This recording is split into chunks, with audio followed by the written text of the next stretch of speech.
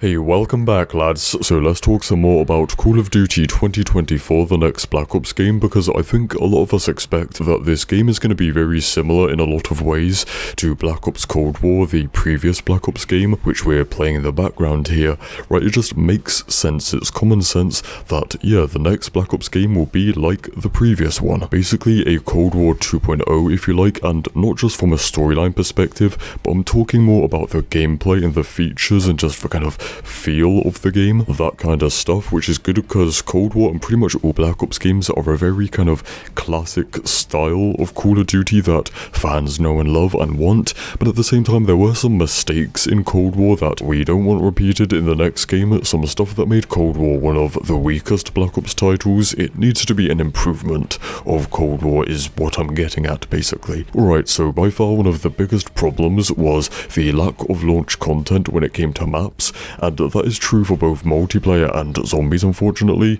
If you don't remember, Cold War holds a record, the record, for the lowest amount of multiplayer maps any Call of Duty ever has released with, which just sucks and, you know, takes away quality from the game. Maps are one of the most important parts of a COD game and any multiplayer experience, and yeah, Black Ops games were known for both quality and quantity, and Cold War lacked that. So just to put it into perspective, Cold War had only 8 maps for the standard multiplayer when it released, which is just simply not enough. On average, all other Black Ops games have about 14, so that is almost double what Cold War had. So the next Black Ops game needs to deliver that. Well, actually, I do think that the map design and maps in general in Cold War were pretty good. It's just that the lack of maps was way too severe that even with DLC it was not enough, it did not make up for it, and the game was just always behind schedule for content. Same for Zombies, only having one map at launch and then replacing one of the DLC maps with Outbreak, the Outbreak mode, so basically by the end of it, Cold War Zombies had 2 maps less than usual, which sucks. However, the good news is from what we know so far for Black Ops 2024, there is going to be an improvement in this, and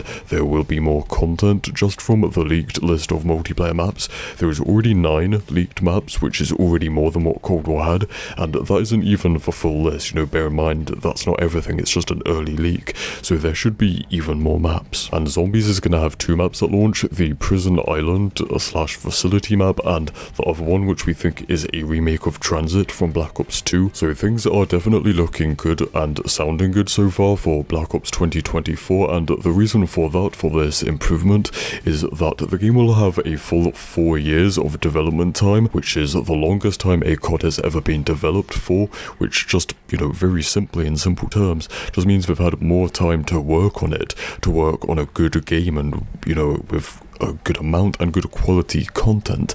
And in comparison, Cold War was almost the opposite. It was something that was very quickly, you know, thrown together and rushed out in about less than 2 years, so that is why Cold War was an incomplete game that had these problems. That's what we're saying is, now the next game is gonna, you know, should have like a healthy development. And we all know what happens when Treyarch, you know, and the Black Ops games have that. I mean, look at Black Ops 2, look at Black Ops 3, we know the kind of high quality fan favorite games that they create. It's just that this is going to be the first time in a while that they've had a normal development time, and that is also very true for Zombies. Like, we all know that Zombies has gone downhill ever since after Black Ops 3, and that is because literally every Zombies game, every Zombies mode since Black Ops 3, which was a long time ago now, all those games have had serious issues behind the scenes and messed up development, so hopefully this is, you know, they can deliver a top tier Zombies game and above average Zombies game, because they should have had enough time to develop something top tier, as they should, you know. That's what I'm yapping on about, is that the next Black Ops game, it sounds like it will literally not repeat the worst mistake of Cold War, the worst problem, which is amazing news, right? So our expectations are high, and they should be,